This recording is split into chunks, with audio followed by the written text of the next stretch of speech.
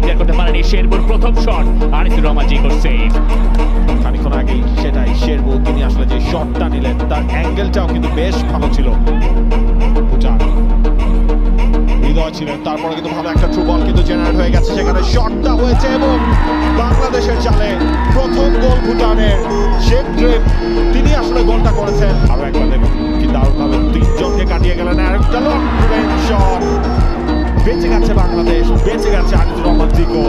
কয়েকজনকে কাটিয়ে প্রথমে জামাল ভুঁইয়া, পরে সোহেল রানা, হৃদয়ও হার মেরেছেন এবং তারপর প্রায় 30 গজ দূর থেকে যে শটটা করলেন। ম্যাচের সমতায় ফেরে এবার কিন্তু ভালো একটা চান্স রয়েছে, সেখানে মোরসালিন লং রেঞ্জের শট, মোরসালিনের বাংলাদেশের গোল।